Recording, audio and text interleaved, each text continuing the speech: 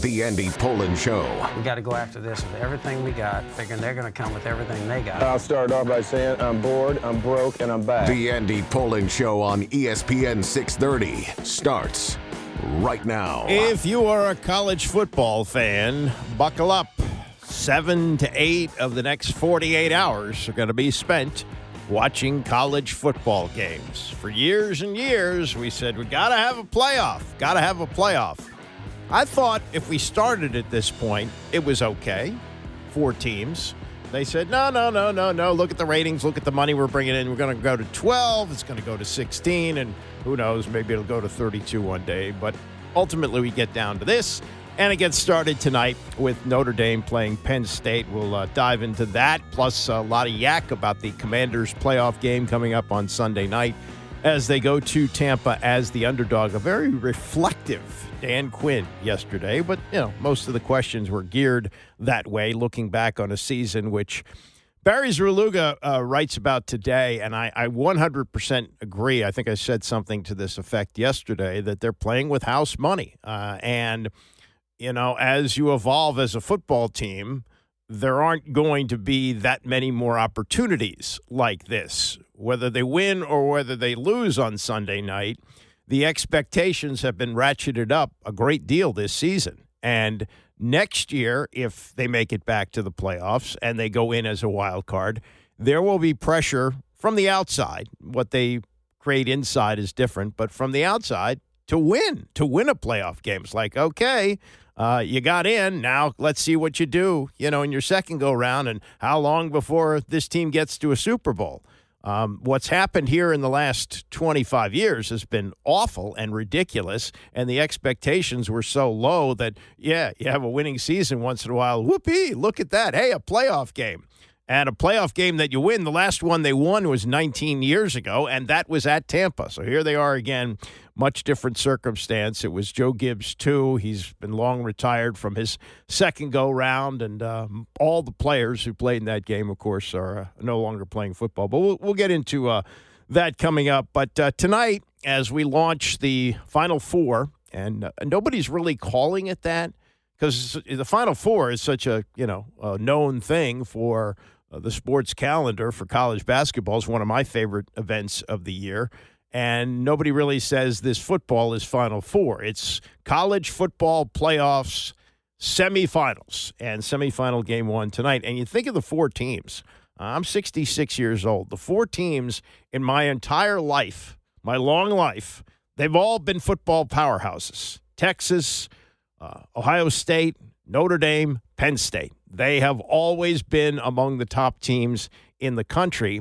And while Ohio State and Texas have won championships this century, it has been a really long time since either Penn State or Notre Dame won. I mean, you think of them as being in the mix every year, and they are good teams year after year after year. And we did have the tragedy, the Sandusky tragedy, which derailed Penn State, but only briefly.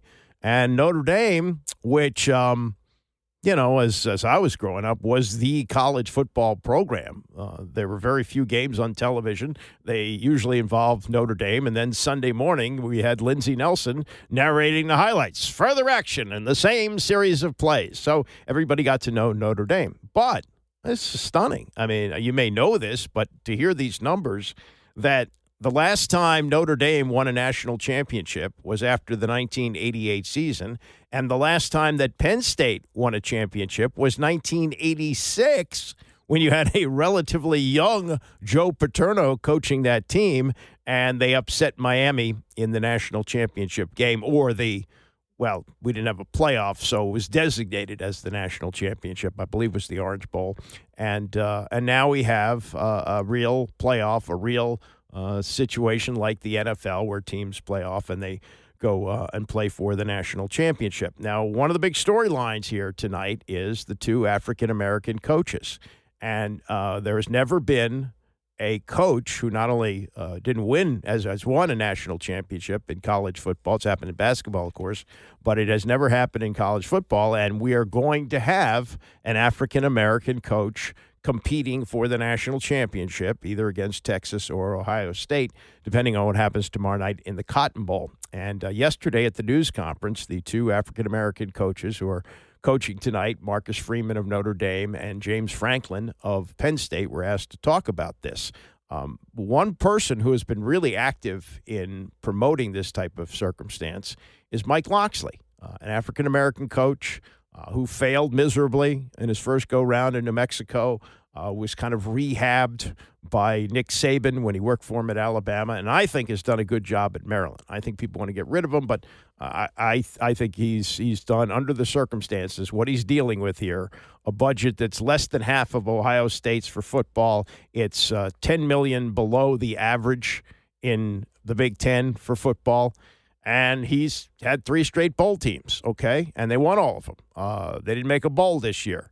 But I think people who want to get rid of him are foolish. Anyway, the matchup tonight, the numbers on this, and we'll get to what's going on in the NFL. The NFL is actually worse than college football because while you have a higher percentage of African-American coaches in the NFL, they're one and done. And Jarrett Bell's got a really good column about that today in USA Today. But with Pat Forty pointing out about the numbers for African-American coaches in college football and says that tonight's game is far and away the most significant game between two black head coaches in the history of the sport. And, well, part of the reason for that is it's relative recent history. There have been few black coaches over the years, and the ones that were black coached at schools like Grambling, like Eddie Robinson, HBCUs.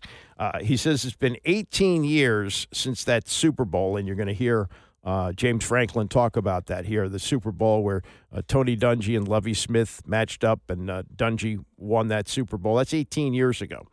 College football has long lagged behind the NFL in minority hiring and promoting, and it's not like the NFL is a beacon of enlightenment in that area. At the present, there are 16 black head coaches out of 134 jobs at the FBS level, that's the top level, or just under 12%. For the NFL, it's exactly 10% higher, close to 22%. At the power school level programs in the Atlantic Coast Conference, the Big 12, Big 10, and SEC, plus Notre Dame, there are 7 black head coaches of 68 jobs. That's 10%. 10%.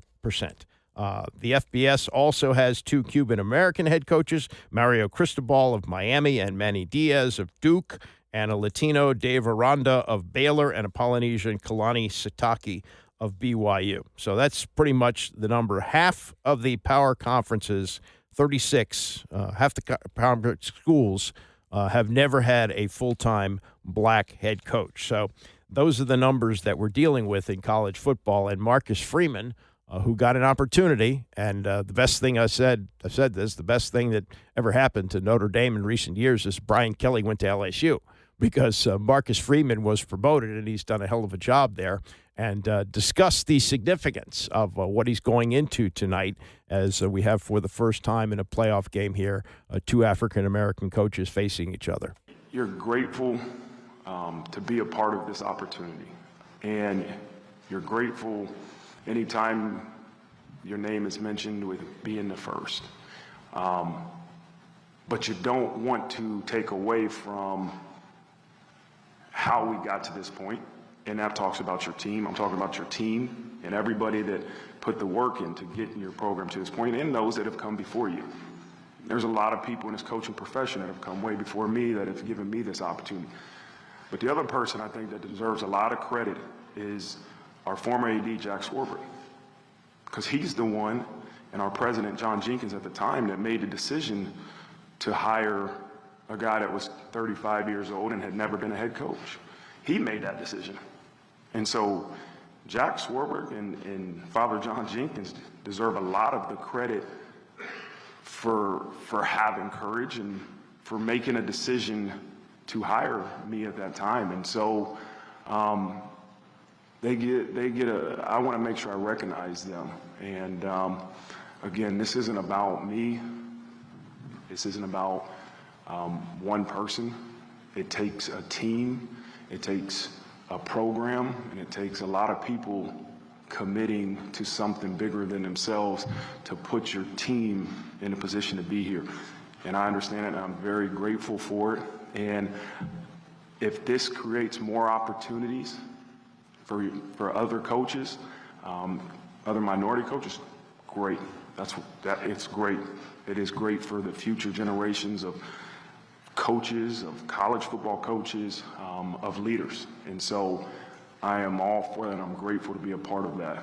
But at the end of the day, the attention on one person takes away what really gives your program a chance to get here, and that's team, and that's committing to something bigger than yourself. And that's important to me. So that's the Marcus Freeman take on where he is in history as an African-American coach at Notre Dame and coaching for a chance to get into the national title game. James Franklin on the same subject, though he uses the opportunity to deliver kind of a sharp elbow to Marcus Freeman, who's sitting next to him. He's bullish on Notre Dame getting into a conference. And the reason Notre Dame is not going to do that is they have their own television contract with NBC. I mean, financially, it makes no sense for them to be in a conference other than what they do in the ACC for basketball. But realistically, it's just not going to happen. But Franklin says it's got to happen. And, Notre Dame has sort of an advantage here in that they don't have to play a conference championship game. And sometimes that's make or break for the playoff. They don't have to do that. And now, where there is some disadvantage in that they can't be, as the way things are set up now, any higher than the 5th seed. But this is Franklin on his circumstance of being an African-American coach, and wait for, as you listen here, the elbow that he delivers to his coaching foe, Marcus Freeman. I remember being the offensive coordinator at Kansas State in 2007. And working for an African-American football coach in Ron Prince. The defensive coordinator on that staff was Raheem Morris. Raheem is the godfather of my oldest daughter, Shola, and is now the head football coach of the Atlanta Falcons. Ricky Ronnie was our offensive graduate assistant. He's the head coach at Old Dominion now. Scott Frost was the defensive graduate assistant. He's the head coach at Central Florida now. And I remember that year, Super Bowl with, if I remember correctly, Tony Dungy and Lovie Smith. And there's just a lot of talk within the profession, 2 African-American coaches coaching in the Super Bowl. And, that was a big moment. It felt like that was going to have an opportunity to maybe create some change or create some opportunities for guys that had earned the right to sit in those types of rooms. So,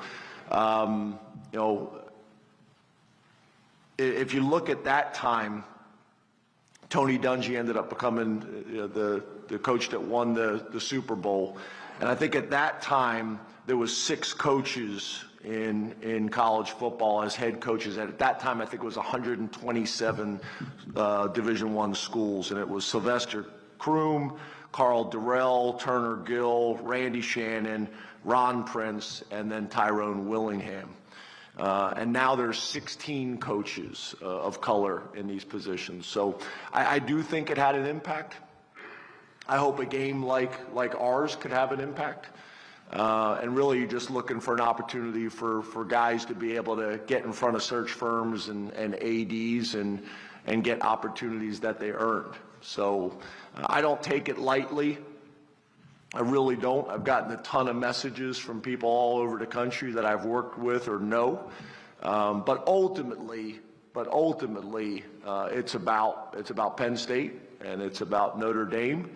And our team's going out in the field and competing and representing our schools and our conferences, or our conference, excuse me, and college football and the Orange Bowl, and really presenting a great game and a great experience for everybody to enjoy. But I don't take that lightly.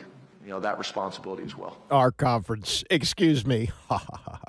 Yeah, that is tonight. And if you cannot be near a television, we'll have it for you here on ESPN 630, 7:30 kickoff, and our pregame is going to start at 7 o'clock. Meantime, the NFL side of this, in a Jarrett Bell column today in USA Today, and he starts it this way. Antonio Pierce, gone. Brian Callahan, staying. Gerard Mayo, gone. Brian Daboll, staying. Rand Carthon, gone. And obviously, what's the difference between the ones that are staying and the ones that are going? The ones that are going are black. The ones that are staying are white. Trent Baalke as well on that. And, he looks at the hiring that's going on in the NFL, and to some degree, I guess the Rooney Rule is working, that there are more black coaches now, but once they get the jobs, they don't get the same latitude that white coaches get. And he writes, according to data collected as part of USA Today Sports NFL Coaches Project, since the Rooney Rule was instituted in 2003, non-white coaches have been more than 3 times as likely to be fired after one season, which was the case with Pierce and Mayo. Pierce got part of another season last season because they had a pretty good finish, but this year they won only 4 games. And here's some more raw numbers, as he points out. Of the 139 head coaches in the NFL since 2003, 19 of them, less than 14%, were fired after one season in at least one of their stints. Of the 111 white coaches in that span, 11 were one and done, less than 10%. Of the 26 non-white coaches, 30% lasted just one season. So that's what you're seeing happening now, the one-and-done coaches. And he looks at, for example, and I have been proven to be loud wrong about Dan Campbell when he talked about biting kneecaps and other nonsense in his first news conference. I said, this guy's a lunkhead. He may not last the season. He did go 3-13-1 in his first season, but they stuck with him. They stuck with GM Brad Holmes, and the Lions are now 29-8 in their last 2 seasons, including the postseason, and they're the number 1 seed going into the NFC playoffs. San Francisco didn't qualify for the playoffs this year, but they made it to 2 Super Bowls in the previous 5 years under Kyle Shanahan, and his first 2 years, he was 6-10 and 4-12. They gave him time. They didn't get rid of him. Rand Carthon, just fired as head of operations for the Tennessee Titans, African-American.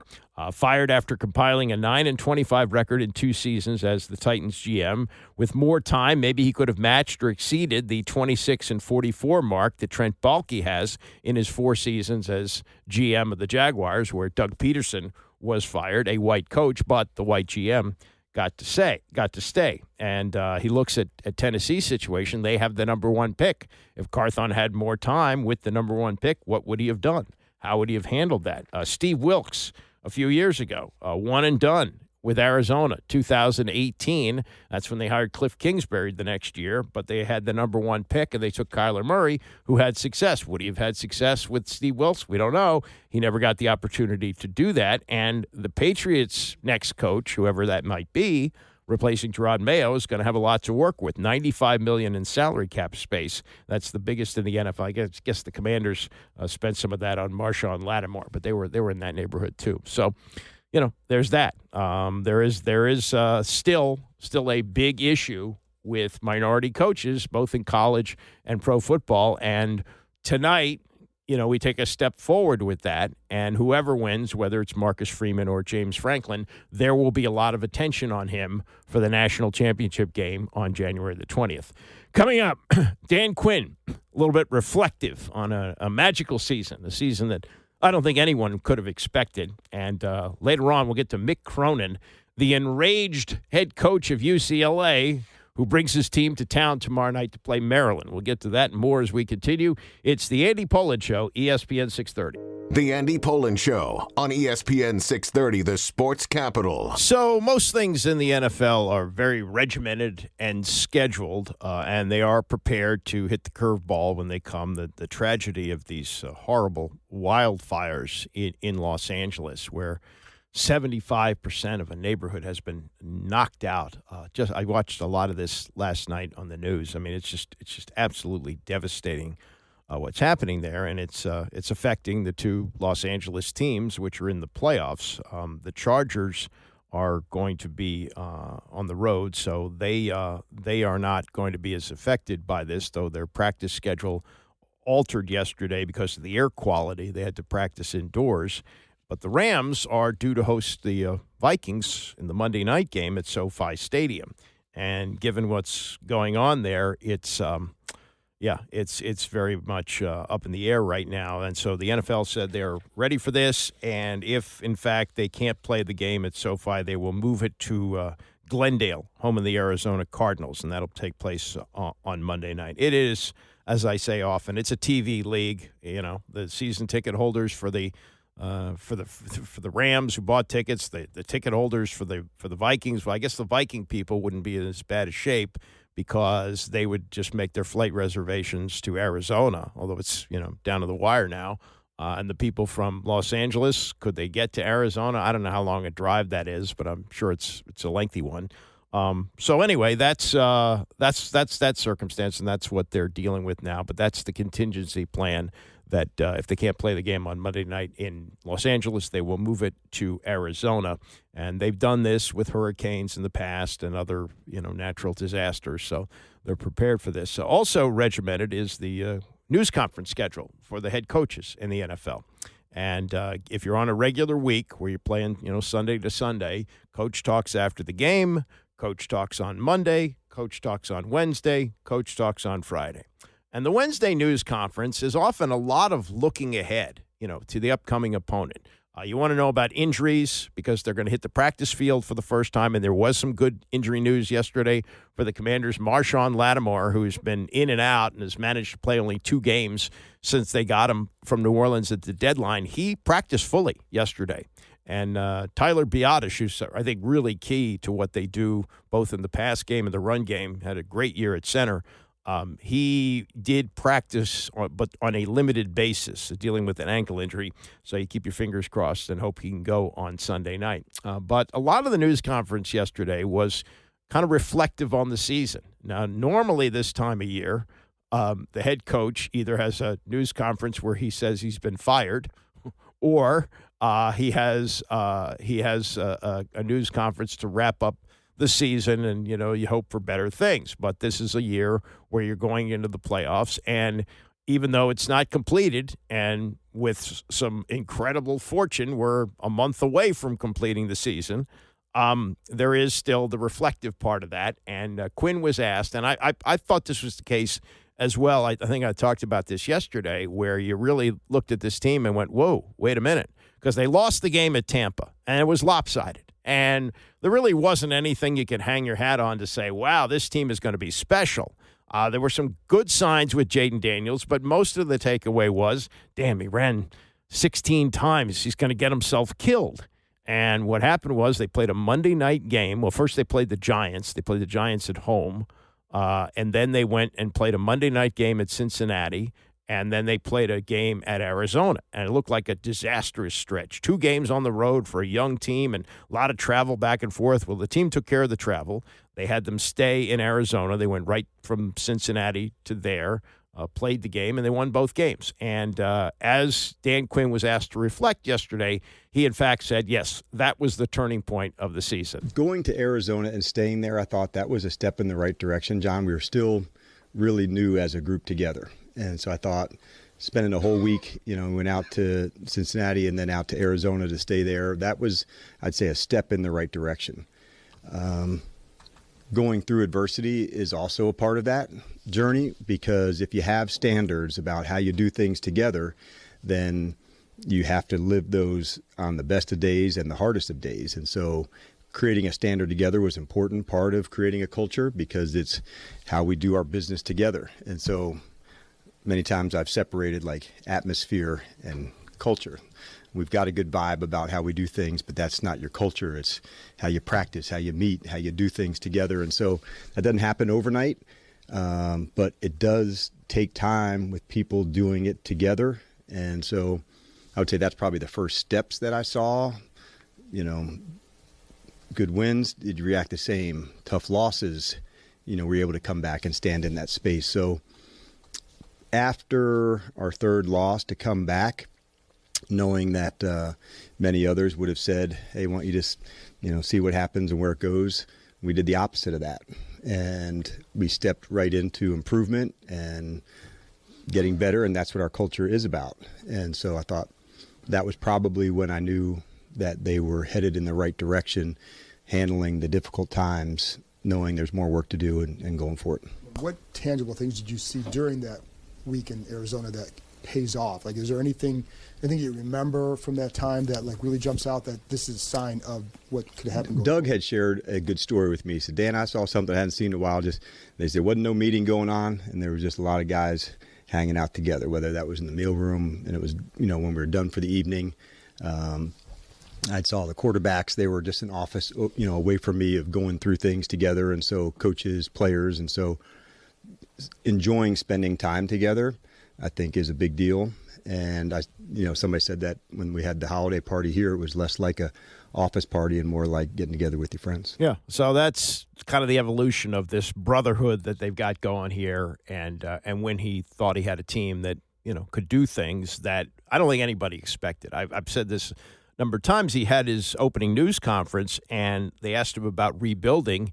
And he said, and he was sort of chuckling at this too, but you could tell there were chuckles among the press people, where he said that I don't use the word rebuild, I use recalibration. And, that's just maybe a euphemism for what they were going to do. They were going to, it was a roster that had been totally flipped over, a quarterback who hadn't played before. I mean, all new people. Who knew? Who knew that this would happen? So now you got a 12-win season, and it's like, ooh, what happened here? So this was Quinn, and I'll get to what Barry Zerluga writes about this in the Post today, about the low expectations for this team and to have so much exceeded them and what it means to him. I can recognize that maybe externally there weren't expectations. That's understandable. I think when I got here, I never used the word rebuild. I thought there was a recalibration that would take place. But it is all hands on deck, when you get to these moments. And I wanted that moment to feel these guys have earned that right to go battle for it. And when you get into a tournament setting, you want to be really ready. So that's why I was pumped to have, the guys being able to, get into practice and get the work that we need today. But I haven't looked too far ahead or behind with the group, man, and just saying, like, this is, our time to go play like we are capable of. And we're going to play well this weekend. And that's something we've been digging in to go for. And, the preparation, the mindset, like, we're ready to go fight. And this is an excellent team that we're going against. So Barry Zerluga writes, and the headline says it all here, Commanders are playing with house money. That's what it is. And he says, it's difficult to imagine a Washington football fan waking up Monday morning in abject depression. What used to be a permanent, unavoidable state is now easily staved off. Could the Bucs blow out the Commanders? Maybe. Might the Commanders lose a close one? Absolutely. But if either of those possibilities becomes reality, the view from dawn Monday won't be doom. It would be, doesn't the future look bright? These times are fleeting. This is the house money season, the season of zero burdens. Yeah. As Tony used to write, this is the era of unbridled optimism, which he said for RG3 and to some degree said it this year for Jaden Daniels on PTI. More from Barry's column. He says, Dan Quinn is in his first year as coach. He works for Adam Peters in his first year as general manager. In the first season, the still new owner, Josh Harris, was able to put his own front office in place. Collectively, they selected Jaden Daniels to be the quarterback for this year and so many years beyond. Beat the Bucs, lose to the Bucs. Those four men will have the keys to the headquarters in Ashburn come training camp. They are still at the very beginning of the process. So with this group, circumstances will never be like this again. There are more playoff appearances in Daniels' future. There will be more to come with the pulls and the pressures from the different areas. Take a look at the NFC field and, talk about Detroit. Okay, they're kind of new to the party, but they got the number one seed. Expectations are high. Philadelphia, they've been to a Super Bowl, won a Super Bowl in relatively recent times. Pressure on them, pressure on the Packers, pressure on the Vikings. Not the case with Washington. They are, in fact, playing with house money. And, enjoy it while you can. It's you may not be old enough to remember this, but when the team was really good and they would play these tight playoff games, it was nerve-wracking. And I'm going to be rooting for them to win on Sunday night, but I'm also looking at it from the global view of, this has been a season that nobody would have expected. The old Dayenu line from the Passover Seder, Dayenu would have been enough. Would have been enough if they had a winning season. It would have been enough if they just eked into the playoffs, but they won 12 games for the first time in 33 years. So, how do we handle this? How do we view this? And I think Barry's 100% right. You view this pretty much like it's house money. Anything that happens, either way, it's a year you look back on and go, wow, wasn't that fantastic? Now, they get beat on a Hail Mary at the end. You're going to feel sick for a little while, but it's fleeting because this was a season that is among the most memorable I've ever seen for this team because I've been watching them since 1966. I was there for all the Super Bowl years, the one under George Allen and the four under Joe Gibbs, all of them. But this is really a unique year. As for getting ready for postseason play and how you do things differently, this was Quinn on that yesterday. The energy that goes into the week, you can feel it. It's palpable. And so I wanted to make sure for most of the guys, normalize that you should feel this. And if you don't, that's okay too. It's not like you're, don't have a pulse. But I didn't want any of that to manifest itself into doing anything that's too different. Use it for energy. Use it for the game plan. Use it for something specific that you want to improve on to go. And as it goes through the week, there's a heightened awareness that usually comes in. Let's go back through this again. And it mostly comes from the players, which is a good thing that the game plan right, get your bodies right so you can really perform at your best. And you want to do all the preparation you can, Chick. So when you do kick that thing off on Sunday night, man, I put the work in. I'm ready to go get down. Tress Way has been here long enough to have actually been a part of a playoff team here. Let's see, he was not here for the Robert Griffin III playoff game in 2012, but he was here for the one that they lost to the Green Bay Packers, which would have been, January of 2016, I believe. I think it was that. Anyway, Tress Way talked about what he has observed, and he's been a big fan of Quinn all year long, and boy, has he seen coaches come and go here. This is his take on the way Quinn is approaching things. So cool how Coach frames it of just this week we win this week and we move on, but it's just fun to be this hyper focused on one game. And I know you try and do that throughout the regular season, but it is a different animal in the postseason. A couple of things from Jaden Daniels. Remember back during the draft process when there was this is what happens every year, and it's going to be so great to not be a part of this year.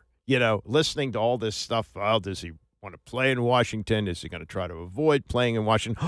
They took all the quarterbacks to Top Golf when they know they're going to draft Jaden Daniels, and they didn't bring him in separately for that? What are they doing? Oh, they're going to make him so upset he's never going to want to play in Washington. Oh, my God. Well, here he is, and he has been, as cool as they can be, has shown his appreciation for being here all year long, and said at Christmas time the thing he was most thankful for was that he was playing for Washington.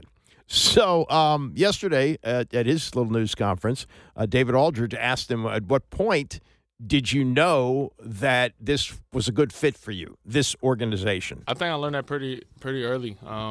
Throughout the draft process. I remember when I had interviews and meetings with them, we didn't really talk about football. We just talked about life, and they were just making sure I was all right because they know how stressful this time period could be. So they was really just checking on the person. So I knew if they called my name, I knew it would be a good spot for me to land. Yeah, how about that? How many players have said that over the years about Washington, particularly quarterbacks, who they've had a terrible record except for Kirk Cousins, who they took in the fourth round. So there's that. And the other thing, this happens at these news conferences, a little inside baseball, but people who work in different forms of media ask questions differently. And the television people, you're looking for quicker sound bites and bigger reactions, let's put it that way. So and Daniels just doesn't take the bait. He's just not made up that way. So when you're looking for him to, say, oh, I've lived my whole life for this. This is my moment. Nah, you're not going there. So this is Daniels being asked about getting ready to start his first playoff game. It's exciting, but you got to kind of deal with those emotions. But I know I'm at the end of the day still you got to go out there and play ball. A lot of people going to put a lot of emphasis on it because at this point, it's really win or go home. And from there, it's like, okay, you got to go out there. Like the focus level might be a little bit more, but you got to stay who you are throughout the week, who you've been for these 17, 18 weeks, and go out there and just play ball. Outside these walls, a lot of people think you guys are the underdogs against Tampa Bay. How do you maybe embrace that role of being the underdog, and do you like maybe being an underdog sometimes?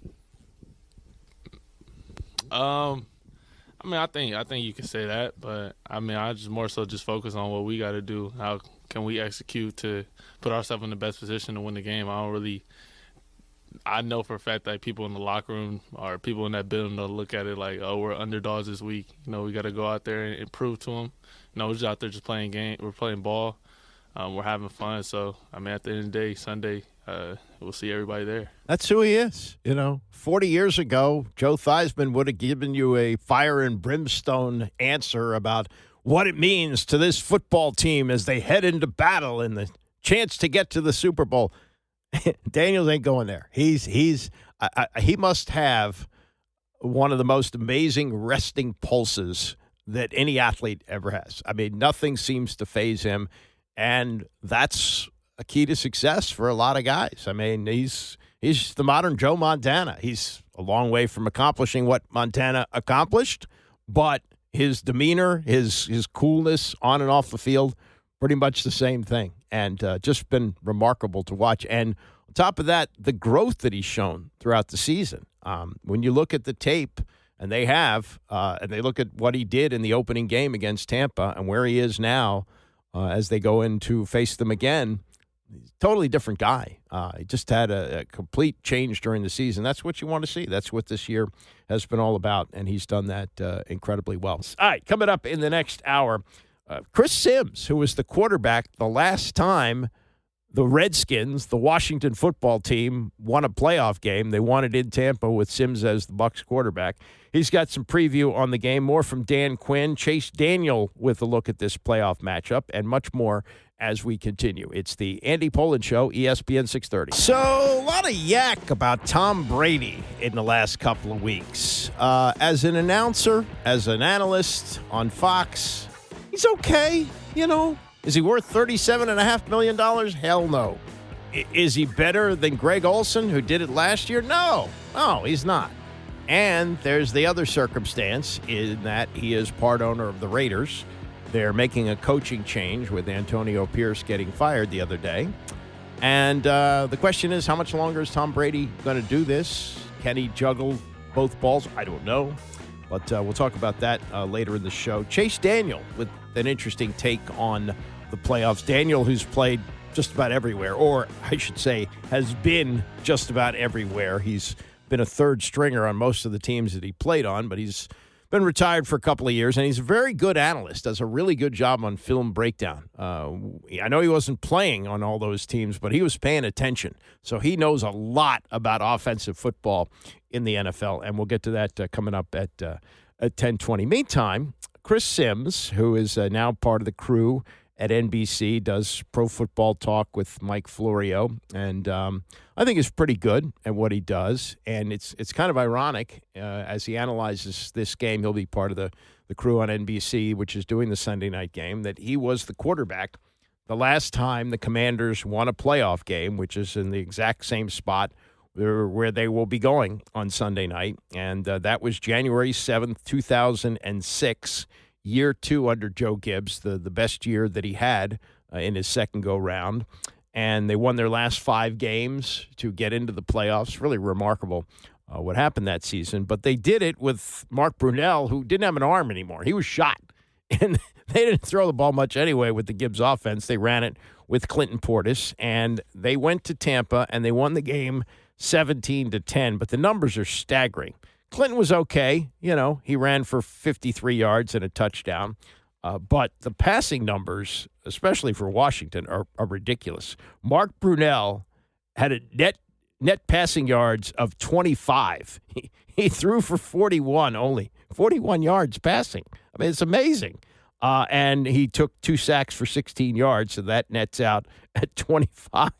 I mean, and look, Chris Sims he was really no bargain in the passing game either. He was 25 of 38 for 198 yards, no touchdowns, and 2 interceptions. His quarterback rating, 56.7. Better than Brunell's 25.7, but this was a game that really set offensive football back a long, long time. The key play in this game was in the first quarter when Sean Taylor picked up a fumble and returned it 51 yards for a touchdown. John Hall kicked a field goal, and Portis had a touchdown as well. So that's where you get the 17 points. The Bucs were only managed to get 10, and 7 of them on a touchdown pass from Chris Sims in the third quarter. Scoreless fourth quarter. I mean, this was snooze-a-roo football, but it was the one playoff game that they won under Joe Gibbs. It's the one playoff game that they won. They won 2, I guess. Dan Snyder, 2 in the amazing. The whole time he owned the team, they won 2 playoff games, and this was one of them. Anyway, Sims looking ahead at the rematch for a Monday night, not the rematch of his game, but the rematch of the game played earlier this season, and looking at it first from the Tampa Bay side.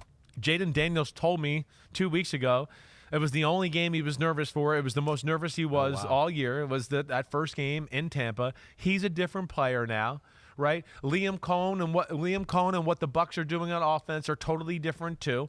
I think our game's going to be a lot of fun. I think we're going to see points scored in this one. I think both defenses are at a disadvantage in a big way, right? I think, right, like, so here's my first thing is it's Washington's offense, Tampa's defense. You've heard my complaints about Tampa's defense. The overrun defense calls. Too much of it. Too many people at the line of scrimmage always. I mean, I could tell you, if we were you saw me sitting in the viewing room on Sunday, I was going, look at this defense. I guarantee Spencer Rattler's going to throw a little post down the middle here, a slant down the middle here. They're going to hit this here. I was calling it out. They just leave voids too often. And like I said, they overplay run defense. This is a game, if they cannot do that, it certainly would I think, benefit them. They have a good D line. They don't need to overplay the run game. They need to protect their secondary, which has been shitty, and it's banged up. And they're not going to be at total 100% strength there. So I would err on make Washington run the football. See where it goes from there, right? Trust Vita Vea and Kalijah Cansey that they can hold it down a little bit up front and protect your secondary against Terry McLaurin and the rest of the group. That would be my 2 cents. Now, I don't know if Tampa's capable of doing that. I've only seen Todd Bowles change from his thinking in one time, and that was the Super Bowl against the Chiefs and the Tampa Bay Kansas City one. That's the only time he's really changed from that. Okay. Well, we'll see what adjustments are made. That was not really a close game. They got it to 23-14 or something like that in the third quarter, but the Bucs pretty much controlled that game. A part of it was they couldn't get Baker Mayfield down. I got thoughts on that in a second. This was more from Sims as he looks at this game from the Washington standpoint, what Washington needs to do to win. Washington, of course, is at a disadvantage here. I mean, Tampa's O-line can be dominant. There's a reason Bucky Irvin's led the NFL in rushing for the last 6 or 7 weeks, right? There's a reason we show Baker Mayfield highlights every week, and he's sitting back there going, wait, that guy 40 yards down the field, he's almost open. Let me tap it one more time, right? I mean, because he's protected like hell. He's got good guards, good tackles. He's got it all. And Washington is not great up front. And Washington usually has to rely on outnumbering those situations, pass game or run game, having to blitz, which is scary against Tampa, not only because they have a good screen game, but, of course, every throw they want to throw is 25 yards down the football field. Marshawn Lattimore being back will be crucial to them. They're a different defense when he was there. He gave A.J. Brown some issues when he played him in that matchup. He will give Mike Evans issues. We know there's a history there. He knows Mike Evans' game. That could be a huge thing to where they could go, hey, you get Mike Evans, and now we can tinker with some other stuff over here with everybody else and worry about the run game. That could be an advantage, but I'm expecting points in this one. That's interesting. So hearing you talk about it, yeah. I actually kind of thought it was an even matchup, and now I feel a little more confident with the Buccaneers for all the reasons you mentioned here. Now, much like the Denver Broncos, the Commanders are going into this one with nothing to lose because They you're won the way year. ahead of They schedule. won the way year. ahead of schedule. Right. And of any quarterback, any rookie quarterback out there that's going to be nonplussed Exactly. by a playoff game, it seems like Jaden Daniels. I agree. Is that so guy. he is not going to be flustered by this at all. You're exactly right, and that's where he's scary, right? And then that's where you look at it and you go, hey, can the guys on the edge, can they contain Jaden when he runs and does some of that stuff? And, of course, with all these games, Lamar, Josh Allen, Bo Nix, Jaden Daniels, just the ones we've talked about so far, right? They're, I think, all going to run quarterback design runs more than they have throughout the regular season. You're going to see that be more of an element now. It's win or go home. Hey, it, we got to do what we got to do to win this one. So, Jaden, yeah, you might have to run it here, even though we wouldn't do this to you in week 14, right? Yeah. So that aspect changes things in these games in a lot of ways because usually teams with these type of running quarterbacks have a few wrinkles that you haven't seen, and they break them out in these playoff football games. It's Chris Sims with Ahmad Fareed on the Buttoned Up podcast that they do, or Unbuttoned, whatever it is. It's just a podcast that they do on Sunday night after all the games are over. So that's how they look ahead to that. Also on the rookie quarterback thing, where you have rookie quarterbacks playing this year, and Daniels and Bo Nix. That has happened before, and it happened here in the playoff game. People forget that in 2012, when Robert Griffin III had his one big year, and they played Seattle when they came here, it was Russell Wilson starting for Seattle. He was a rookie that year as well. In fact, Mike Shanahan said that if Russell Wilson was still around in the fourth round, they'd have taken him over Kirk Cousins. That would have been. That would have made for an interesting scenario. Russell Wilson wouldn't have played that first year, but that would have made Robert Griffin even more nervous, more insecure, if it's possible. I mean, he was incredibly insecure about seeing Kirk Cousins there. But boy, if Russell Wilson was there, that would be something else. 2008, Matt Ryan and Joe Flacco were both rookies making the playoffs, and then 1983, John Elway and Dan Marino. Elway made the playoffs his first year? I guess he did. I'd forgotten about that. Now, there have only been 4 quarterbacks, rookie quarterbacks, who have made it to the conference title game. Only 4 of them. 3 of them you'll know right away. Brock Purdy did it just a couple of years ago. Although Purdy was not the starting quarterback for most of that year. Remember, the 49ers had all those quarterback injuries, including Jimmy Garoppolo, who was supposed to be their guy. Purdy took over, I think, with 7 games to go and shocked the hell out of everybody and made it as Mr. Irrelevant. That was a stunner. They lost in the championship game to Philadelphia because he hurt his elbow. Mark Sanchez making it with Baltimore in 2009, though they didn't win the Super Bowl that year. Same with Joe Flacco. Ben Roethlisberger, 2004. All those quarterbacks lost in the NFC Championship, plus the long-forgotten Sean King. Sean King was the quarterback when Washington played yet another playoff game at Tampa. That was the 1999 season when they played a week 8-8 Lions team at FedEx Field, and they beat them, and then they went to Tampa and had a chance to win the game, but Matt Turk, the snapper, rolled the snap back to holder Brad Johnson, and he had to throw a Hail Mary into the end zone, didn't get it done, and Brett Conway never got the chance to kick what could have been the game-winning field goal and could have sent that team to the NFC Championship game. Pretty remarkable how that played out. Tampa did make it that year, no, Tampa. They make it? No, they lost to the Rams. That's right. They lost to the Rams, and the Rams went on to win the Super Bowl. So there's your rookie quarterback set up, and we've got 2 of them, and it would be one of the most remarkable occurrences in the history of sports if the Denver Broncos with rookie Bo Nix wind up playing the Washington Commanders with rookie Jaden Daniels in the Super Bowl. That would be unbelievable, and we are a long way from that happening. All right, let me get back to a couple of more things from what Dan Quinn said at his news conference yesterday. And one of them was, and we may have heard about this in the preseason, where he had his team write down the standards that they were going to follow. Like he had learned this, I guess, from the Marines, that you write out what your expectations are, and then you're able to follow them. And so this was kind of a retrospective from yesterday, as Quinn was asked a lot of questions about the whole season, not just this ending and in the end of the regular season in Dallas and the upcoming playoff game, whole season as a whole. And he talked about how the team wrote out these expectations. It was a suggestion for me. Okay. And I thought, as we're going through things together, I wanted them to be part of how we would do our business together. Because if they're not living it, Nikki, then it's really not a standard.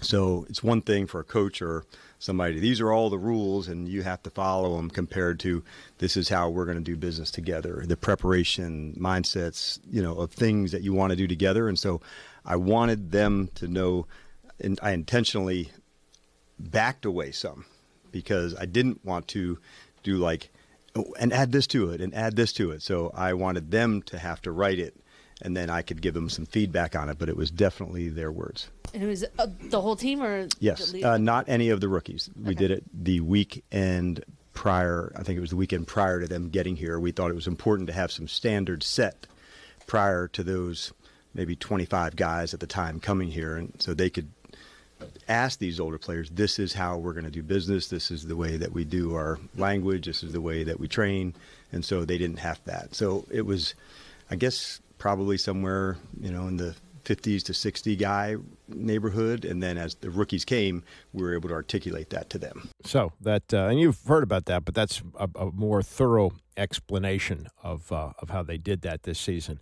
The Commanders are underdogs, as you know, as they should be. They've already lost to this team. They're playing on the road. They're playing against an experienced quarterback, all those things going in. But this is a little bit of a defiance here. You don't usually hear this from Dan Quinn. He doesn't usually say these kind of things at the news conferences. But this was, okay, bring it on, baby. Puffing out his chest a little bit. The team has earned this right to go fight, and we're going to fight like hell. When you get into, the postseason, you want to make sure you're playing your best football. And we've worked hard to find those areas of improvement. By no means are we, where we're going to end up in that improvement. But I love, what we stand for as a group. And these guys have earned this right to go battle. And I'll leave it at that. Yeah, some coaches say this, I'll take my team anywhere. I'll play anybody. I'll take anybody on. Well, this is the first game that they'll play in the playoffs, and there is some defiance there. A couple of things from the locker room yesterday. One, if you remember the first game, they had Baker Mayfield wrapped up a whole bunch of times. They just couldn't get him down to the ground. Having learned some things this year and having played him once, Dante Fowler, who's had a hell of a year for them, looks at how they'll approach him differently this time. Just got to lure our targets when we try to get him down, not leave our feet and take the extra step, because he's definitely a dog competitor and definitely looking to break the first tackle. So we just got to make sure we hold on to him for sure. Yeah, that's sometimes easier said than done, but yeah, it did look like he was a grease pig in that first game. Just crazy. And the last thing comes from Brian Robinson, and he's been a terrific player here, but I don't know if he's fully healthy. He's had some rough games, the 2 fumbles against Philadelphia, and last week he had 5 carries for 10 yards. I don't think he really should be necessarily, or maybe he knows something I don't, but listen to how he answers this question from Channel 7's as Scott asked this question of him in the locker room. How would you kind of describe where the run game is at right now? I think we're right where we need to be. We know who we are, and we know what we got to do. And I think it's a perfect opportunity for us to just go and show people what type of running team we have. And I couldn't think of a better opportunity than now. Well, what type of running team you have right now isn't a very good one. The most of the running comes from Jaden Daniels, and that's not what you want. You want a more effective running game. They're going to need a more effective running game against a quarterback who threw for 41 touchdowns this year. You want to keep him off the field as much as you can. And I don't think the answer to that question is we're right where we want to be. They're not where they want to be running the ball, and you need to pick up the running game if they have an opportunity to win this game on Sunday night. Chase Daniel does a lot of film breakdown, podcasting, so forth. He's sometimes on the Dan Patrick Show, as he was yesterday, and looking at Lamar Jackson and, the kind of door that he has to break through. And Lamar, will even say this, that that he will be sometimes asked, what about your legacy? And he could win his third MVP this year. But this was Chase Daniel on that for Lamar and his chances to do that as he embarks on the playoffs starting on Saturday night. Lamar Jackson's career playoff record, 2-4, 9 touchdowns, 9 turnovers in his career in the playoffs, a 1-to-1 ratio. He was at a 5-to-1 ratio this year, Dan. For me, when you're playing a team for the third time, and I've done it a few times in my career, stuff gets weird. It gets interesting. You know them. The Steelers know you.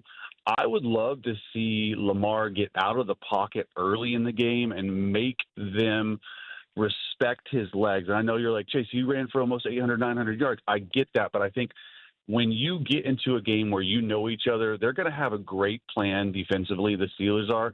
I think if Lamar uses his legs early, I think it's going to get them off kilter, and then it'll open up the pass game. And then obviously, Derrick Henry, over 1,900 yards rushing. I think that is a big part of their deal is like control the football, play some smash mouth football. You know how this is in the AFC North. I think this game will actually be closer than people think. I know the Ravens are playing really well as of late, and the Steelers obviously 4-game losing streak, but I think this will be close. Chase, there's a lot on the line here, and some of it is just the perception. Some of it could mean changes. John Harbaugh hasn't been successful in the postseason recently. Mike Tomlin hasn't been successful recently. Lamar hasn't been successful recently. Russell Wilson's trying to hold on. I mean, there's a whole lot of storylines in this game. I mean, there really is. And I think the biggest one and what we've been talking about, and I was the biggest proponent when Russell Wilson was 6-1, I said, hey, let's re-sign him right now, and then all of a sudden he's like, okay, 0-4, a couple big red zone turnovers as of late. You can't point the finger right at him. I think that's a big storyline. How does Russ play? If Russ doesn't play well, do they look behind door number 2 this year for the quarterback? We had a conversation on the Fox show, The Facility. Hey, is Mike Tomlin on the hot seat? And I was like, no. And the more you think about it, sometimes this might be good for a change. I'm not saying that he's not one of the best coaches out there, but it could be time for a change. And then everyone knows the Lamar thing. I think that's easily the number one storyline in this game is like, Lamar, you put up, really, you could be an MVP again this year. You could be a 3-time MVP, although I think Josh Allen will win it. You could be an MVP. If you go 2-5 in the playoffs, what is your legacy like? I think that's a great game for storylines. You hit them all, man. All right. Before I let you go, give me the surprise this weekend. There's going to be a road team that's, well, maybe even a home team like the Rams against the Vikings, but you got a surprise for me? I would not want to go into Tampa and play the Bucs offense and Liam Cohen and what they're doing because they are playing really well. I think a team that can do it, though, is Jaden Daniels and the Washington Commanders. Even a rookie on the road, and we all know what Philly did last year, laid an egg in Tampa. It's just a weird place to play in the playoffs, but Baker's having the best year of his career. I wouldn't be surprised if Dan Quinn has some good defensive-minded strategies to help slow down Baker, and then I think Jaden really balls out with his legs. I think Zach Ertz catches a touchdown. I think they might win on the road. Ooh, how about that? Daniels, when he was coming out of Missouri, was signed originally by Washington as an undrafted free agent. They cut him and started his odyssey through the league. It started, I believe, in New Orleans, where he was a backup to Drew Brees. He was the third-string guy with Mark Brunell as the backup. So Brunell had been here as well. Kind of interesting. But he's bounced from team to team to team and learned a lot along the way and now works as an analyst. The second part of the conversation had to do with the coaching openings and what he thinks is the best job available. I'm a huge Chicago Bears fan, and I like what the Chicago Bears have done. I like what they have on defense. I like what they have on offense. They got to get Caleb playing well. But one of the main openings that I think actually would attract some people, and you're going to think I'm crazy for saying this, is the Patriots' job, because you do have your franchise quarterback. I would argue that Drake May, along with Jaden Daniels, are probably the top 2 quarterbacks that have developed throughout the entire year. They have their guy in Drake May. I fully believe that. And they have a lot of cap space to spend in free agency. So it depends on who they get, but I like both of those. I'd probably lean Patriots for me. do you have to have an offensive-minded head coach? Like, what's more important to a quarterback's development, your offensive coordinator or your head coach? No, I think it's your head coach. There's no more important relationship, in my opinion, based on the teams I've been and the Hall of Fame coaches I've been with, and that relationship between a head coach and a quarterback, right? I just have said this always about defensive head coaches, and I've been with few. I've been with two of them, Brandon Staley and the guy in Detroit who got fired, Matt Patricia. Everything is the quarterback's fault when it goes wrong, or everything is the offense's fault, right? And I think that when you have an offensive-minded guy, he protects the quarterback a little bit. So when you have these young quarterbacks and when stuff doesn't go right, I've just seen things go awry when a defensive head coach takes over because it's never their fault. That's Chase Daniel on with Dan Patrick yesterday. Matt Patricia was awful. He was terrible. Terrible as a head coach. Come on. I don't know how you compare that. Dan Quinn is a defensive coach, but he's running things differently, right? And that's been a lot of the success that Daniel has had, the nurturing way that Quinn runs the team, and he leaves the offensive stuff pretty much to Cliff Kingsbury. He's got a hand in it for sure, but that has been a great relationship. Not every coach has the ego to do that, or the lower ego, however it works. That his ego doesn't get in the way of that. And Quinn certainly seems to be of that makeup. A couple of other NFL things, and when you talk about coaching jobs, and I've felt this way when Belichick was announced as the head coach at North Carolina, and a lot was made about the buyout. Well, it's $10 million now, but after June 1st, it goes to $1 million. Well, for the NFL, if you want Bill Belichick, the difference between $10 million and $1 million ain't that big a deal. That's pocket change in the NFL. So now, and maybe this was part of the design. I felt this way in my business too. It's easier to find a job if you have a job, and I guess if you take him on face value, on what he says in his statement. Okay, he wants to coach college. This is what he wanted to do, and his dad coached at North Carolina, and he'd like to give this a go, but. You also hear he really wants Don Shula's record, was obviously not happy just doing television this year, wants to still coach. And now, because he has this job at North Carolina, reports are, and these are the insiders, follow this stuff on a day-to-day basis, the reports are Belichick is now back in the mix for head coach. And with the Raiders firing Antonio Pierce and Tom Brady as a part owner, he has reportedly reached out to Belichick to ask about the possibility of him stepping down as North Carolina's head coach before he ever coaches a game and taking over as the Raiders coach. Now, there are other reports that say, no, he's not going to do that. He has no chance of going back to the NFL. Okay. But there are other teams apparently that are interested now. Where were they? Before, not every, job had openings, of course, and things have progressed in a certain way. But, that's that's really stunning. And boy, wouldn't that be a story if Belichick and Brady reunite in a way that Brady is the boss, right? He's the owner, but he's not the majority owner. That's Mark Davis, but he's in the ownership group. And Belichick is answering to him. And, Brady may not be the meddling owner who tells him who to draft, like the mess we had here for a long time. But, maybe he just, walks down and says, hey, Bill, maybe this would work and that would work. What do you think? That kind of, would he take that? I don't know. But he needs 15 wins to get it. If he coaches another year away from the NFL, like if he coaches in college this year and wants to go to the NFL, he's going to be 73 at this time next year. Pete Carroll, though, is getting some interest from the Bears, so who knows? But I have felt from the beginning that there is still a very good chance, not very good, but there is still a chance that Bill Belichick is coaching in the NFL next year, even with that gaudy news conference that they had at North Carolina. And even what he is saying, I didn't come here to leave. I didn't agree to stay with the Jets to leave either, and left a day later with a handwritten note on a napkin. I resign as HC of the NYJ. So keep an eye on that. And then this is stunning, too. The ratings were actually down for the NFL this year.